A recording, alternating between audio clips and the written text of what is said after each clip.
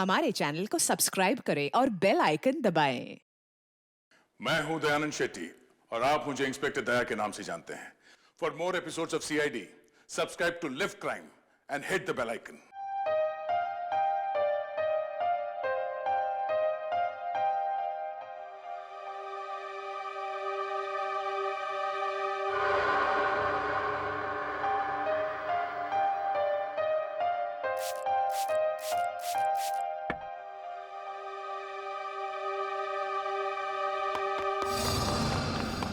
कौन है? कौन है वहां? कौन है यहाँ पर? सामने क्यों नहीं आते?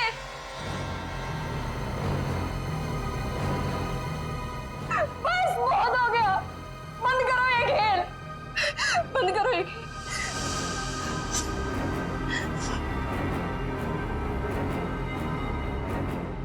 सो भी तो नहीं सकती। अगर सो गई शायद फिर कभी नींद से उठ ही ना पाऊं।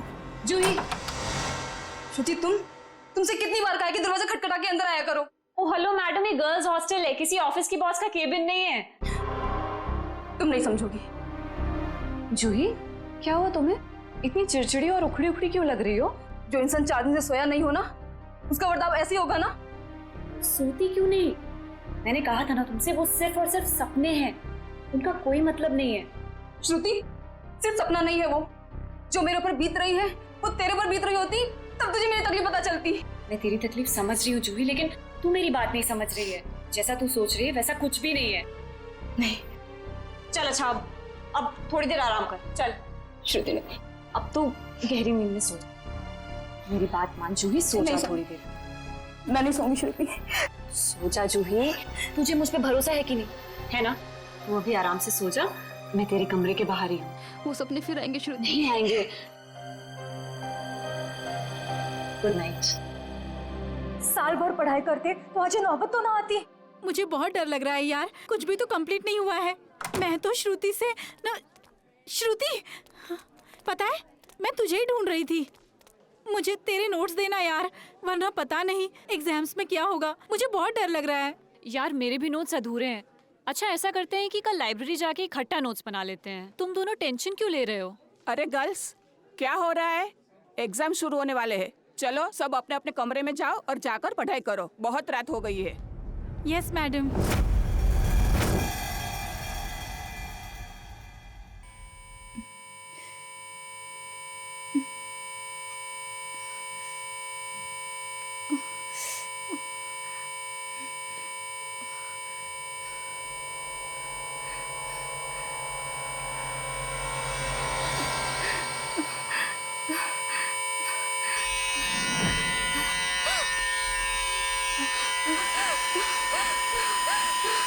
श्रुति, प्लीज हेल्प मी।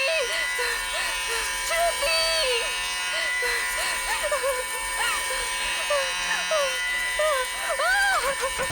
ये दरवाजा क्यों बंद है? श्रुति, ये लाइट क्यों नहीं जल रही है?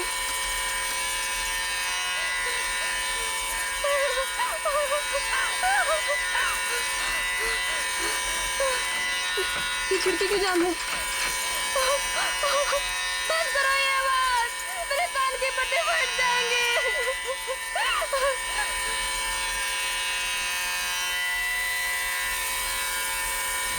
ये धुआं कहाँ से आ रहा है?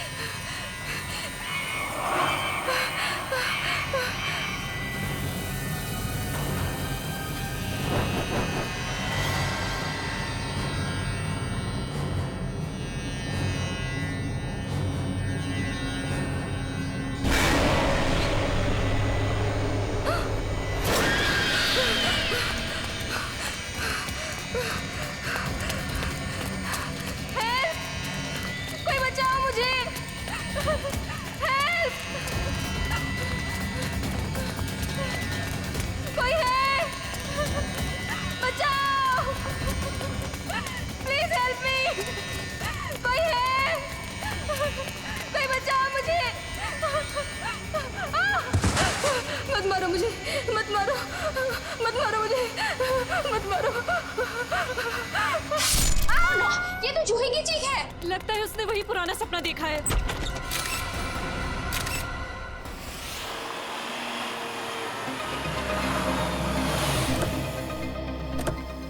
हाँ श्रेया, क्या पता चला? सर, मरने वाली का नाम जूही है। वैसे भोपाल से है, मगर यहाँ MBA की पढ़ाई के लिए आई थी। सर, लगता है जब वो सो रही थी उस वक्त किसी ने चाकू मार के उसका खून कर दिया। श्रेया, ये जूही का कमरा कहाँ है? सर, ऊपर। सर, एक और बात, जब उसका खून हुआ उस वक्त उसके कमरे में और कोई भी नहीं। ऐसा कैसे हो सकता है श्रेया? कोई ना कोई तो होना चाहिए। ऐसा जरूरी नहीं है सर, इस तरह की मौतों में कई बार आत्माओं का हाथ होता है। प्लीज, ACP सर मुझे पहले ही बता चुके हैं आपकी इन कहानियों के बारे में। बेहतर होगा कि इन मर्डर केसेस के साथ ये आत्माओं की कहानियां ना जोड़ें। प्लीज, समझ गए? यही कमरा है? Yes sir. आइए। एक्सक्यूज मी, प्लीज एक सेकंड, एक्सक्यूज मी। श्रेया, यहाँ पे चाकू का सिर्फ एक ही घाव है। हाँ सर, हमला भी शायद जूही की नींद में ही हुआ। बेचारी को अपने आप को बचाने का मौका भी नहीं मिला होगा। एक्सक्यूज मी, यहाँ पे सबसे पहले जूही की मौत का पता किसको चला? सर, सबको एक साथ ही पता चला था। हम यहाँ कॉरिडोर में थे, अचानक से जूही के कमरे से चीखने की आवाज आई और अंदर आके देखा तो जूही की जान जा चुकी थी। उस समय कमरे में जूही के साथ और कौन था? सर, उस वक्त जूही के साथ कोई नहीं था। देखिए, आप लोग दोबारा याद करने की कोशिश कीजिए। हो सकता है कोई ऐसा जो उस वक्त भाग निकला हो। सर, भागने का तो सवाल ही नहीं उठता, क्योंकि डोर बाहर से बंद था और वो अंदर से। खूनी भागेगा भी तो कहाँ से भागेगा? एक मिनट, ये दरवाजा बाहर से बंद था, क्यों? सर, कई दिनों से जूही सो नहीं पा रही थी। अचानक नींद से जाग जाती थी और भागकर अपने कमरे से बाहर आ जाती थी। आज भी कुछ ऐसे ही हुआ। वो सो नहीं पा रही थी, मैंने उसको सुलाया और मैं बाहर आ गई और दरवाजा बाहर से बंद कर दिया। लेकिन इसे नींद क्यों नहीं आ रही थी? सर, कई दिनों से उसे डरावने सपने आ रहे थे। उसे ऐसा महसूस हो रहा था कि उसका सपनों में कोई खून करना चाह रहा है, उसकी कोई जान लेना चाह रहा है। हमें क्या पता था कि उसका सच में खून हो जाएगा। डरावने सपने? मैं कह रहा था ना, ये कोई आत्मा का ही चक्कर है।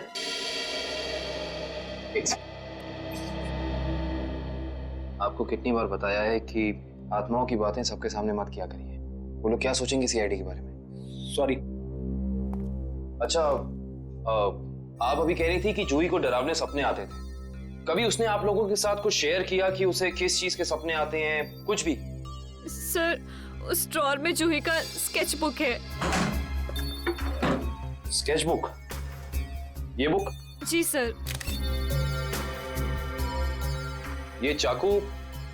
सर, ये वही चाकू है जिसे लेकर कोई उसका पीछा करता था सपनों में, उसे मारने के लिए। ये चाकू बिल्कुल ऐसा ही है जिससे जूही का कत्ल हुआ। हाँ सर। ये सारी ड्राइंग्स जो हैं इस बुक में, ये क्या जूही अपने सपने में देखती थी? जी सर। सर, लगता है ये किसी अंदर वाले का ही काम है, जो कमरे के अंदर आसानी से आ सकता हो और जिसे जूही के सपनों के बारे में पता हो। क्या तुम्हारे अलावा और कोई ये स्केचबुक के बारे में जानता था? कोई नहीं। खूनी अगर इस दरवाजे से अंदर नहीं आया तो फिर इस कमरे में आया कहां से? इस बालकनी से। लेकिन बालकनी का दरवाजा तो अंदर से बंद है। अगर खूनी खून करके बालकनी से भागा है तो फिर ये दरवाजा अंदर से बंद कैसे? बालकनी का दरवाजा बंद, कमरे का भी दरवाजा बंद। कहीं जूही की आग? ये खूनी यहाँ आया कहां से, ये अभी पता चल जाएगा।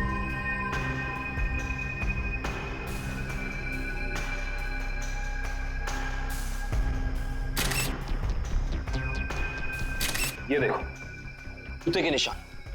हो ना हो खूनी इसी बालकनी से चढ़कर आया। लेकिन बालकनी का दरवाजा तो अंदर से बंद था, तो फिर खूनी यहाँ ऊपर चढ़ के कमरे के अंदर आया कैसे होगा? ये भी पता चल जाएगा फ्रेडी जी। बस एक बार जूही के मौत के कारण पता चल जाए, कुछ तो होगा यहाँ, कोई सबूत कुछ तो होगा। इधर देखो, ये पाइप, इसी वाटर पाइप से चढ़कर खूनी इस बालकनी तक आया है। यहाँ के वॉचमैन से मिलना पड़ेगा। माफ कर दिए साहब, गलती हो गई। इसे गलती कहते हो तुम? एक इंसान गर्ल्स हॉस्टल की बालकनी में चढ़ जाता है, अंदर कमरे में जाके खून कर देता है, और तुम्हें कुछ पता भी नहीं चला? बस साहब 15 मिनट के लिए मेरी आंख लग गई थी। मैं सपने में भी ऐसा नहीं सोच सकता था कि उस दौरान ऐसा कुछ हो जाएगा। तुम्हारी 15 मिनट की लापरवाही की वजह से एक लड़की की जान चली गई, उसकी जिंदगी लौटा सकते हो तुम?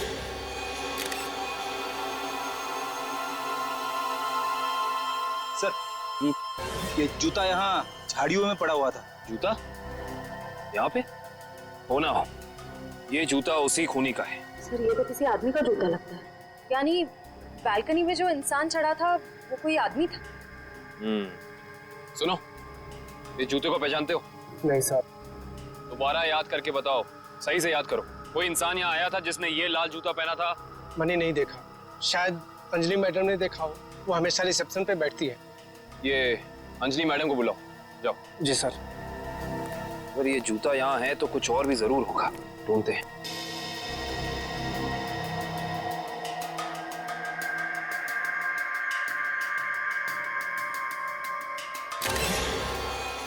इस तरफ ये जूतों के निशान। एक जूते का निशान थोड़ा गाढ़ा है और दूसरे का हल्का।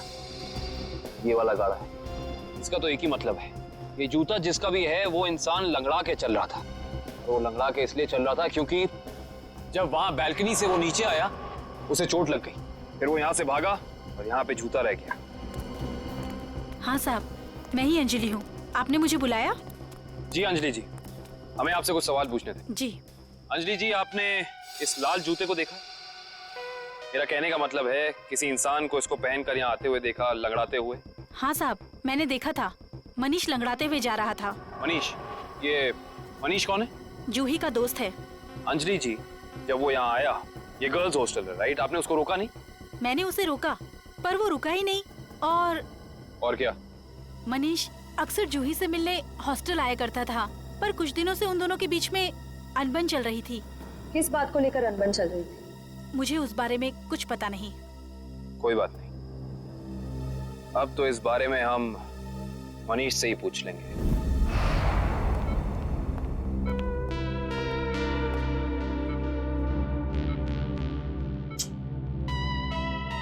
मनीष, कैसे हो यार? मैं ठीक हूँ, पर आप लोग कौन हैं? तुम्हारे शुभचिंतक हैं, सीआईडी वाले। सीआईडी? क्या बात है?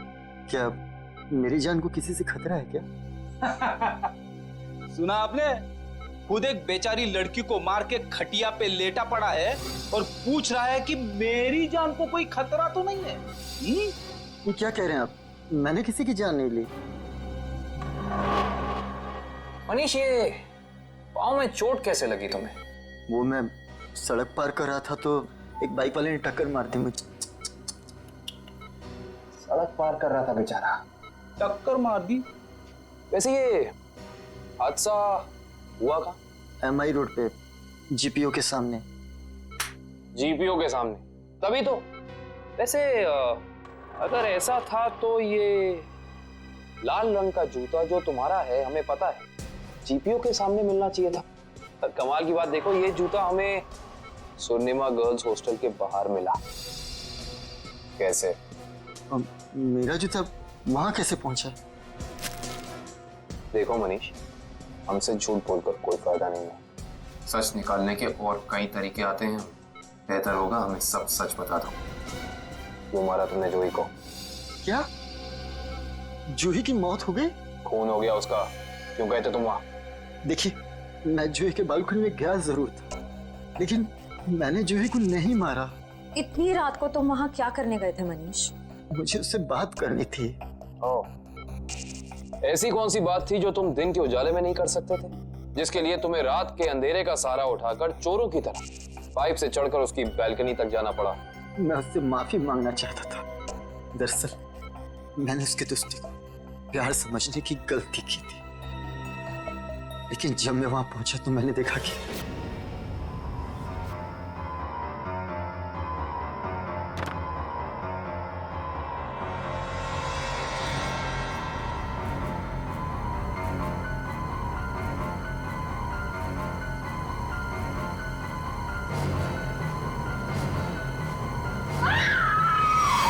शर्म आनी चाहिए तुम्हें मनीष। उसकी मदद करने की बजाय तुम वहां से भाग गए। यही है तुम्हारा प्यार? अगर किसी ने वहां मुझे देख लिया होता तो इल्जाम तो मुझे पर आता ना। देख तो तुम्हें लिया ही था। अंजलि जी ने तुम्हें रोकने की कोशिश भी की पर तुम रुके नहीं। ये सब छोड़ो, हमें ये बताओ कि जब तुम वहां थे तो उस वक्त कमरे में और कौन था? मैंने वहां किसी को नहीं देखा। हेलो, क्या? एक और कौन? कहां पे?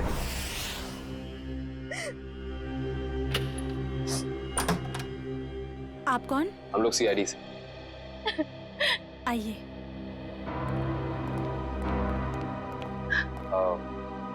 आप कल की जी है ना?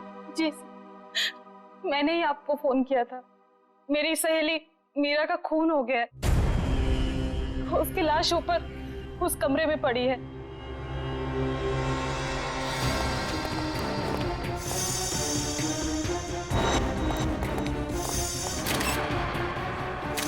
दो खून हूबहू एक ही तरीके से।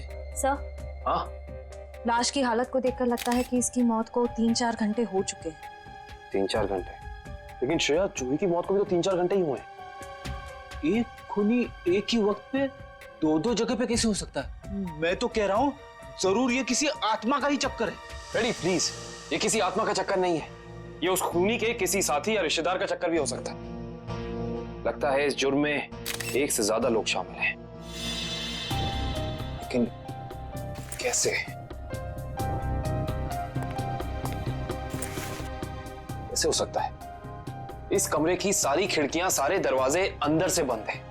और यहाँ पे कोई बालकनी भी नहीं है उस हॉस्टल की तरफ। इस कमरे की तलाशी लो, कोई ना कोई सुराग जरूर मिलेगा। श्रेया, इसकी फोटो एल्बम और फोन डायरीज चेक करो।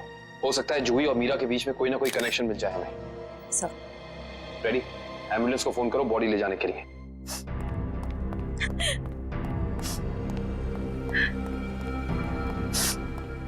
कालकी जी।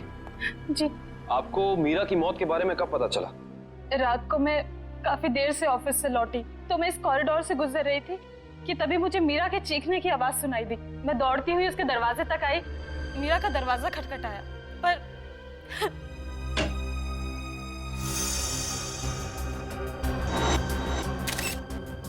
फिर क्या हुआ? मेरा मतलब जब आप यहाँ आई तो ये दरवाजा खुला था कि बंद था? दरवाजा बंद था तो मुझे वॉचमैन को बुला के दरवाजा खुलवाना पड़ा। कलकी जी, जब आप यहाँ पे आई तो आपको यहाँ इस घर में कोई भी निकलते हुए यहाँ से दिखा, भागते हुए दिखा? नहीं।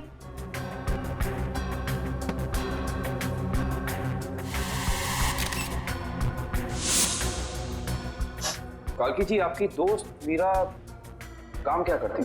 बैंक की एरिया मैनेजर थी वो, और 2 साल पहले उसका तबादला हमारे शहर में हुआ था। तबादला? हाँ श्रेया, क्या पता चला? सर, मरने वाली का नाम जूही है। वैसे भोपाल से है मगर यहाँ MBA की पढ़ाई के लिए आई थी। क्या ये तबादला भोपाल से यहाँ हुआ? जोधपुर से। पर क्यों सर? आपकी दोस्त मीरा किसी जूही नाम की लड़की को जानती थी? जहाँ तक मुझे पता है सर, इस नाम की तो उसकी कोई दोस्त नहीं थी। दोस्त नहीं तो कोई रिश्तेदार? क्योंकि कुछ घंटे पहले एक 21 साल की लड़की का बिल्कुल इसी तरीके से खून हुआ है। उस लड़की का नाम जूही था और ये उसकी तस्वीर है। क्या आप जानती हैं इसे? नहीं। आप जानती?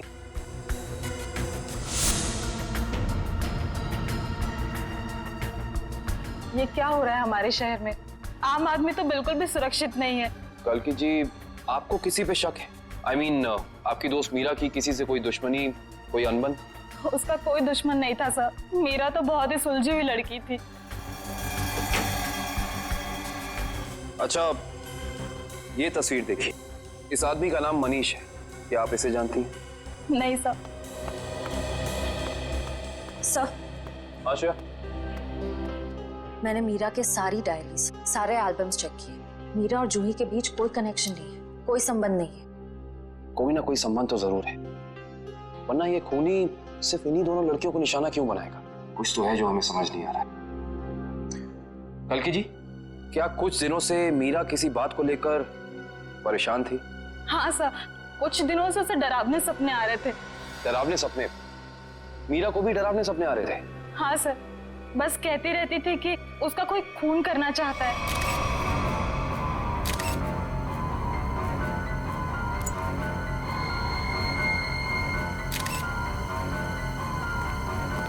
ये कैसे हो सकता है सर? जूही और मीरा को ठीक एक तरीके के सपने कैसे आ सकते हैं? सर, खूनी के अंदर आने का रास्ता तो नहीं मिला है, लेकिन ये स्क्रू मिला है मीरा के बेड के नीचे से। एक काम करिए, वॉचमैन से पूछताछ कीजिए, देखिए क्या पता चलता है मीरा के बारे में। तब तक इस स्क्रू की गुत्थी को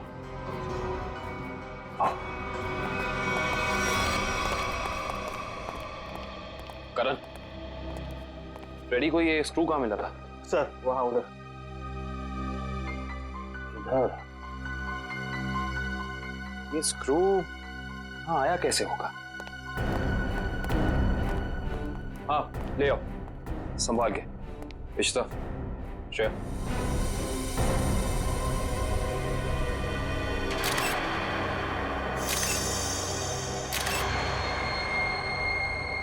तो ये बात है। क्या हो सर? ये देख रही हो, सीलिंग फैन। अब ये सीलिंग फैन इस स्क्रू की गुत्थी को सुलझाएगा। करण, समझ गया सर।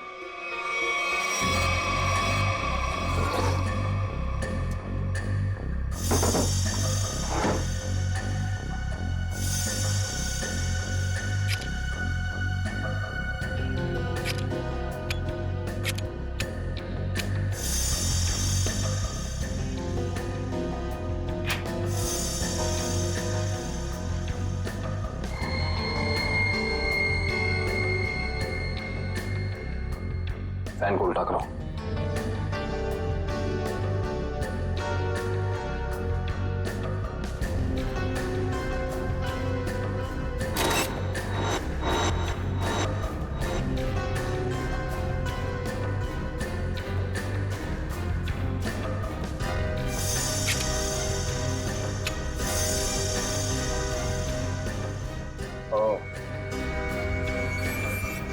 सर यानी ये स्क्रू इस फैन का है? हाँ श्रेया, किसी ने इस फैन के साथ छेड़खानी की है, अभी पता चल जाएगा।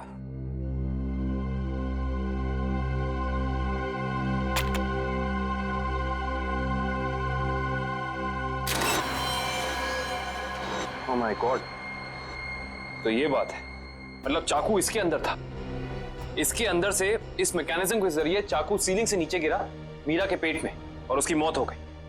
अब समझ में आया, ये कारण है जिस वजह से खूनी इस कमरे में नहीं था। उसकी जरूरत ही नहीं थी, उसका काम तो ये सीलिंग फैन कर रहा था। इसका मतलब जूही के कमरे में भी बिल्कुल ऐसा ही सीलिंग फैन होगा जिसके अंदर सेम मैकेनिज्म फिट होगा। वहां भी चाकू सीलिंग से गिरा और जूही की मौत हो गई। सर हो सकता है खूनी ने रिमोट कंट्रोल के जरिए इस चाकू को कंट्रोल किया हो सकता है। और सवाल यह है श्रेया कि खूनी को कैसे पता चला कि सही वक्त रिमोट बटन दबाने का कौन सा था? हाँ सर, क्योंकि ना तो हमें मीरा के कमरे से कोई कैमरा मिला, ना ही जूही के कमरे से, जिससे ये पता चले कि खूनी दोनों लड़कियों पर नजर रख रहा था। वो भी पता चल जाएगा इस सीलिंग फैन के चाकू के मैकेनिज्म के जरिए। क्या ये मीरा और जूही, इन दोनों के बीच में कोई ना कोई संबंध तो जरूर है, कोई ना कोई संबंध तो जरूर है। मगर सर दूर दूर तक इन दोनों के बीच कोई संबंध नजर तो नहीं आ रहा। इन दोनों के उम्र में बहुत फर्क है, उनके रहन सहन, तौर तरीके, ये जूही का कॉलेज और मीरा के काम करने की जगह, आपस में कहीं भी कोई तालमेल नहीं है सर। हाँ सर, वो फैन और चाकू का मैकेनिज्म रेडी है। चलो देखते हैं।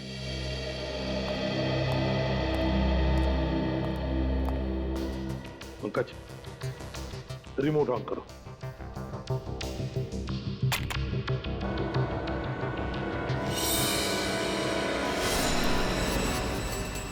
मतलब जैसे ही रिमोट का बटन दब गया, इस फैन के मैकेनिज्म के अंदर जो इंफ्रारेड लाइट थी वो ऑन हो गई, लॉक खुल गया और उसकी वजह से ट्रिगर ऑन हो गया। ट्रिगर ऑन होने से इसके अंदर जो छुपा के रखा था चाकू, वो सीधा नीचे गिर गया, सीधे उसके शरीर के अंदर जो फैन के नीचे सोया हुआ था।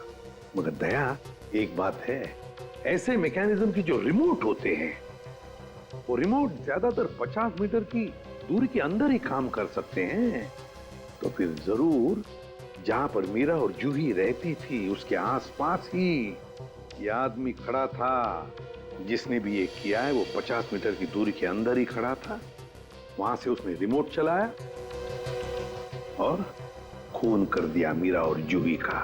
और फिर वो सपने, वो एक जैसे सपने जो मीरा और जूही दोनों की नींद में आते थे, ऐसे सपने तो जानबूझकर ही डाले जा सकते हैं, प्लान करके डाले जा सकते हैं, मगर उसके लिए जरूर कोई तो ट्रिगर होना चाहिए।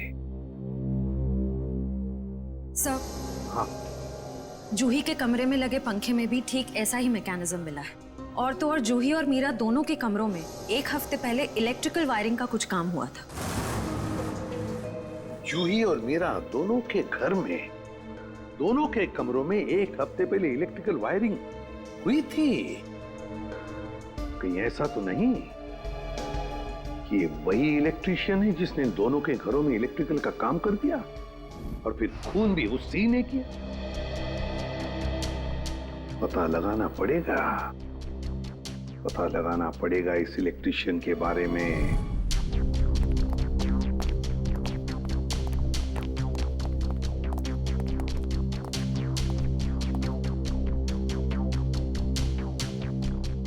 ना ही मीरा के मोबाइल पे कोई अलार्म था और ना ही जूही के मोबाइल पे। फिर दोनों को एक ही वक्त एक जैसे सपने कैसे आ सकते हैं? इसका मतलब सपने ट्रिगर करने वाला मैकेनिज्म यहीं कहीं है। सर, ये देखिए, इस पे अलार्म है, लेकिन सुबह 6 बजे का। 6 बजे का? पर मीरा की मौत तो 3 बजे हुई थी, तो सपने शुरू करने का ट्रिगर लगभग 1 या 1.5 के बीच का होना चाहिए। यह भी तो हो सकता है कि किसी ने मीरा को सम्मोहित कर दिया। ऐसा नहीं हो सकता फ्रेडी, क्योंकि अगर ऐसा होता तो मीरा के दिन भर का हाव भाव, चाल चलन सब प्रभावित होता, पर ऐसा नहीं हुआ। नहीं, कुछ है यहाँ जो हम अभी तक देख नहीं पा रहे। ढूंढो, यही है।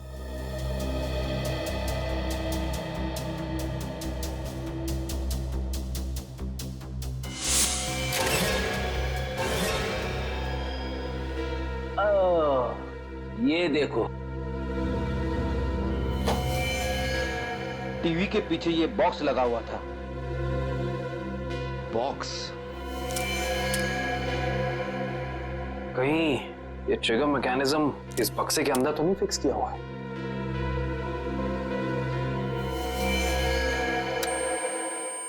अरे अलार्म बंद करो, ये आवाज मेरे कान के पर्दे फटा ली। सर, कौन सी आवाज? यहाँ कोई अलार्म नहीं बज रहा है। अरे इतने जोर से बज रहा है, सुनाई नहीं दे रहा है। बंद करो। हाँ, बज तो रहा है, लेकिन बहुत धीमी आवाज में। बंद करो, बंद करो। बंद हो। Thank you. इतना भद्दा अलार्म मैंने जिंदगी में नहीं सुना। सोने वाला उठेगा नहीं, हार्ट अटैक से सीधे ऊपर चला जाएगा। मगर सर, अलार्म की आवाज सिर्फ आपको कैसे सुनाई दी? हो सकता है श्रेया, क्योंकि ये लो फ्रीक्वेंसी अलार्म है। श्रेया, ये सिर्फ उन लोगों को सुनाई देता है जिनकी साउंड टॉलरेंस और सुनने की शक्ति इसकी ध्वनि से मेल खाती हो। यानी फ्रेडी सर की तरह जूही और मीरा भी इस अलार्म की आवाज को सुन सकती थी। वो ये बात नहीं जानता था। उसने इस ध्वनि का इस्तेमाल सिर्फ उनके दिमाग को कंडीशन करने के लिए किया, ट्यून करने के लिए, ताकि उन्हें वो डरावने सपने दिखा सके। लेकिन डरावने सपनों का कोई संबंध ही नहीं था इस मौत से। अगर वो चाहता तो बिना सपनों के भी मार सकता था उन्हें। मार सकता था, पर शायद वो ऐसा चाहता नहीं था। खूनी अपने शिकार के साथ खेलना चाहता था, तड़पाना चाहता था, फिर उनकी नींद में उन्हें एक गहरी मौत देना चाहता था। इंटरेस्टिंग। करण सर, कल की को बुला के लाइए। जी। को ये देखो।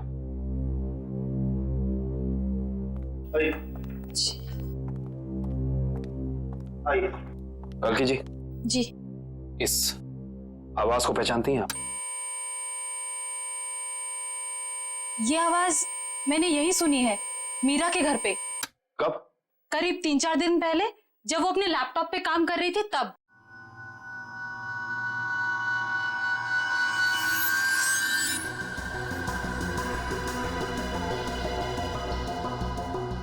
आपको मीरा के लैपटॉप का पासवर्ड पता है? नहीं सर। हमें कंप्यूटर एक्सपर्ट से इसका पासवर्ड ब्रेक कराना होगा, लेकिन मुझे लगता है कि हमारे सारे सवालों के जवाब इसी लैपटॉप के अंदर है, इसके अंदर।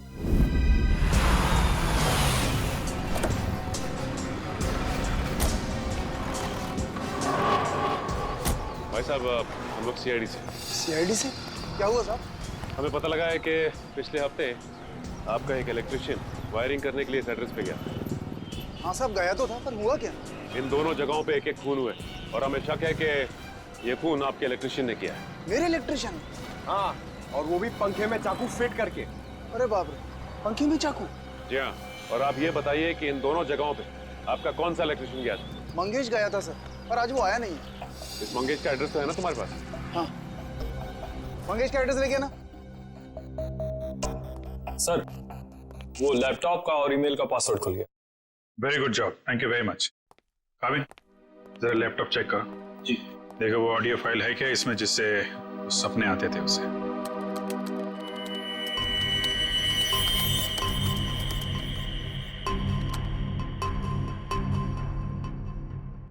सर, इस कंप्यूटर में कोई ऑडियो फाइल नहीं है। हाँ, लेकिन मीरा के ईमेल अकाउंट में एक वीडियो फाइल दिख रही है। Video file? खोलो खोलो इसे जरा।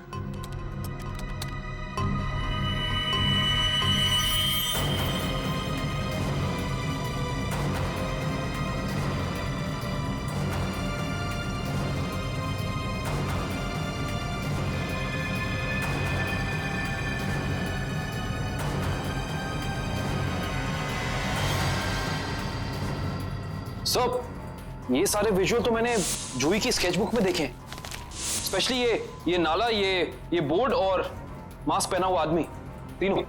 इसका मतलब खूनी ने जूही और मीरा दोनों को चेतावनी भेजी थी।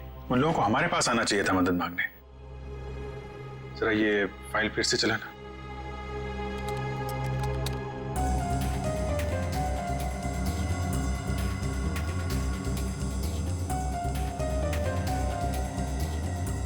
Boss boss boss, Banjara road जो शहर के पश्चिमी हिस्से में है ना? Yes sir. मतलब जो कुछ हुआ है बंजारा रोड पे ही हुआ है। क्या? ठीक है, ओके। सर, उस इलेक्ट्रिशियन मंगेश का जो पता मिला था वो नकली है सर। कोई बात नहीं, स्केच बनवाओ उसका और अपने डेटाबेस में चेक करो। बंजारा रोड, वहां जाके देखना पड़ेगा। सब लोग बाहर ध्यान रखना।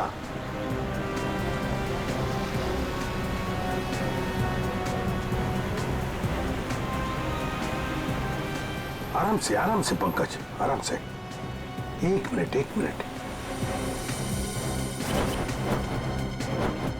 यह है ना एक सूखा नाला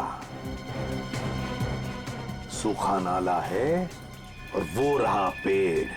सूखा नाला और उसमें वो पेड़। जरा आगे चलकर देखते हैं।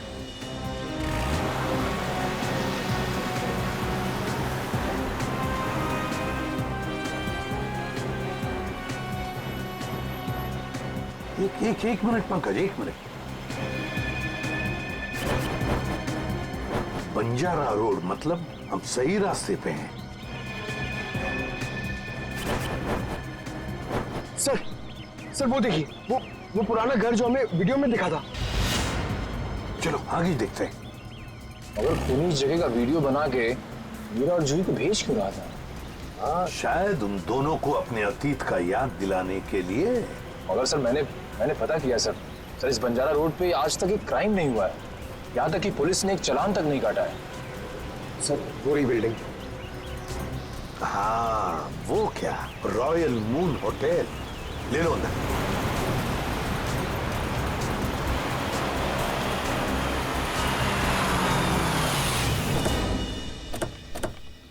हाँ, इलेक्ट्रिशियन का स्केच मैच नहीं हो रहा है। तो कोई बात नहीं, ठीक है। वेलकम सर, कहिए मैं आपकी क्या सहायता कर सकता हूँ? हम लोग सीआईडी से हैं।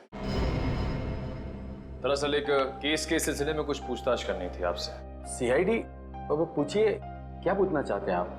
वैसे जरा बताइए, कुछ दिन पहले क्या आपके होटल के बाहर कोई किसी तरह की वीडियो शूटिंग कर रहा था? शूटिंग? नहीं सर, हमारी होटल के बाहर शूटिंग या फोटोग्राफी की अनुमति नहीं है। ये दो फोटोग्राफ, दो लड़कियों के। एक का नाम मीरा है, एक का नाम जूही है।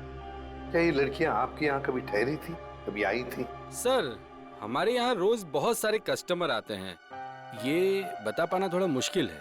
मैं समझ सकता हूँ, लेकिन हो सकता है आपके रिकॉर्ड में हो कुछ इनके बारे में। जरा देखिए। अलका, जरा रिकॉर्ड्स चेक करना। सर। हाँ सर, ये दोनों गेस्ट हमारे होटल पे रुके थे पिछले साल 17 मई 2013। 17 मई 2013 मतलब 1 साल पहले। और क्या एक साथ आई थी या अलग अलग? नहीं, अलग अलग। सर, इन दोनों के पास शहर में रहने के लिए जगह है। एक घर में रहती है और एक हॉस्टल में रहती है। फिर ये दोनों यहाँ किस लिए आई थी? कोई तो वजह होगी ना पंकज, कोई तो वजह होगी।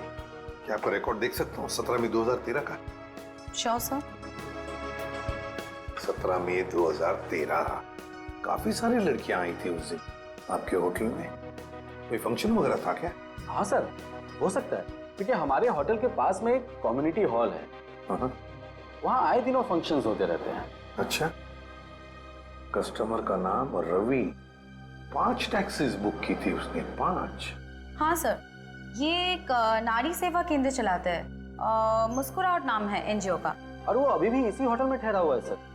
रवि इस वक्त आपके होटल में ठहरे हैं? पास वाले कम्युनिटी हॉल में जो फंक्शन चल रहा है, रवि का ही एनजीओ का फंक्शन हो सकता है। रवि सर, मैं आपका जितना भी शुक्रिया अदा करूं उतना कम है। आप सोच नहीं सकते, ड्रग्स के नशे से मुक्ति मिलने के बाद मैं जिंदगी के ऐसे ऐसे रंग देख रहा हूं जिन्हें ड्रग्स के नशे ने अंधकार में डाल दिया था। वेरी गुड मिश्रा, लेकिन इसमें मुझे शुक्रिया कहने की कोई जरूरत नहीं। ये सब तुम्हारे धैर्य और दृढ़ इच्छा शक्ति का कमाल है। हाँ, लेकिन अब उस सफेद जहर को कभी पलट कर भी देखना मत। हाँ, ओके सर। माफ कीजिएगा रवि जी, आपको मैं इंटरप्ट कर रहा हूँ, लेकिन ये जरूर कहूंगा कि आप बहुत ही अच्छा काम करते हैं, बहुत ही पुण्य का काम करते हैं हमारे देश के नौजवानों को ड्रग्स में से बाहर निकाल कर। सर, आप एसीपी प्रद्युम्न है ना सर? जी हाँ, मैं एसीपी प्रद्युम्न। सर, हमने बहुत किस्से पढ़े हैं सर आपके बारे में, और तभी से आपसे मिलना चाहता था सर, लेकिन अब आप सर बैठे क्यों हैं सर, प्लीज। सर क्या लेंगे सर आप? चाय, कॉफी, कुछ? एक ठंडा लेमन आइस टी। जी, ठंडा लेमन आइस टी तो नहीं मिलेगी, साधारण चाय चलेगी। रवि जी, हमें कुछ नहीं चाहिए, कुछ नहीं चाहिए, थैंक यू वेरी मच। बस एक जरूरी काम है आपके पास। 2 लड़कियों के बारे में हम कुछ इंफॉर्मेशन चाहते हैं। अब कौन सी 2 लड़कियां सर? ये जूही और ये मीरा, क्या आप बता सकते हैं कि पिछले साल ये दोनों आपके इस एनजीओ में आई थी? जूही और मीरा?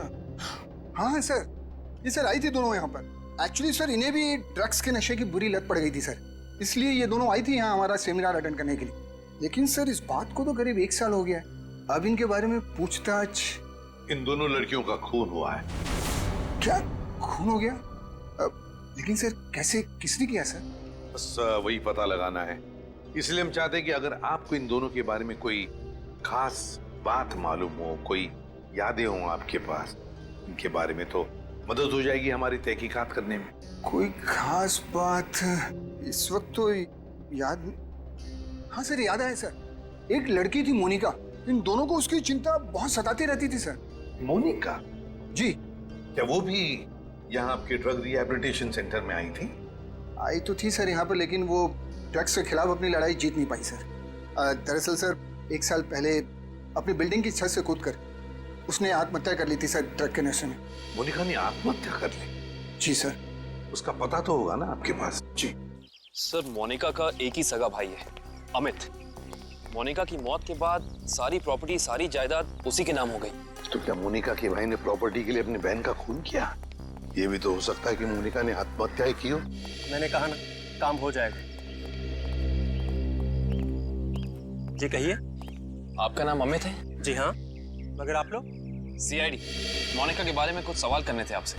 ओह, 1 साल हो गया मेरी बहन को मरे हुए, लेकिन अब भी कोई ना कोई आकर मेरे पुराने जख्म को रहता रहता है। पूछिए, क्या पूछना है आपको? देखिए अमित जी, हम आपका दुख समझ सकते हैं, मगर क्या करें, 2 खून हुए, इसलिए आपकी बहन के बारे में कुछ सवाल करने आए हम लोग। 2 खून? मगर किसके? जूही और मीरा का। ये दोनों आपकी बहन मोनिका के दोस्त थे ना? हाँ, बदकिस्मती से ये मेरी बहन के दोस्त थे। बदकिस्मती से? क्यों? वैसे तो मीरा और जूही तुम्हारी बहन की बहुत फिक्र करते थे। अगर सच में उन्हें मेरी बहन की फिक्र होती तो वो फिर से उसे ड्रग्स की खाई में ना धकेलते। क्या वो दोनों फिर से मोनिका को ड्रग्स की लत लगाना चाहते थे? हालांकि वो दोनों खुद ड्रग्स से छुटकारा पाना चाहते थे। मुझे नहीं पता कि वो आदत से छुटकारा पाने आए थे या दोबारा ड्रग एडिक्ट्स को बढ़ावा देने, लेकिन इस काम में एक और भी था उनके साथ। हाँ, विशाल। विशाल? ये विशाल कौन? विशाल जूही और मीरा को ड्रग्स देता था और ये बात मोनिका जान गई थी। लेकिन जब उन लोगों को पता चला कि मोनिका को उनका राज पता है तो उन्होंने उसे फंसाने के लिए उसके बैग में ड्रग्स डाल दी। वो पकड़ी गई, उसके ऊपर पुलिस केस भी हुआ। वो ये सदमा बर्दाश्त नहीं कर सकी और उसने आत्महत्या कर ली। सर कोई तो है जो मोनिका की मौत का बदला ले रहा है। जूही और मीरा पहले ही मर चुकी हैं। अब अगला नंबर शायद विशाल का। अमित, कल रात तुम कहाँ थे? आप मुझ पे शक कर रहे हैं? क्या करें, शक करने की आदत जो है हमें। और फिर तुम तो अपनी बहन के सबसे करीबी हो ना। मुझसे ज्यादा करीबी तो उसका मंगेतर था, रणविजय। दोनों ने जन्मों जन्मों तक साथ रहने की कसमें खा रखी थी। रणविजय? ये रणविजय यही है ना? हाँ यही तो है वो। लेकिन रणविजय का स्केच आपके पास कैसे? हो सकता है मीरा, जूही और मोनिका की मौत का राज रणविजय जानता हो। Thank you Ranvijay. सब हो रहा विशाल का घर। विशाल की जान को खतरा हो सकता है।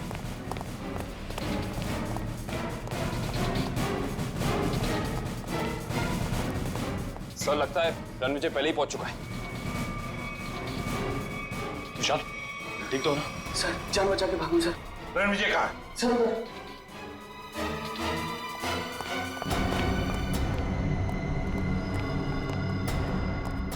यहाँ तो कोई भी नहीं है। सर शायद यहाँ से भागा होगा।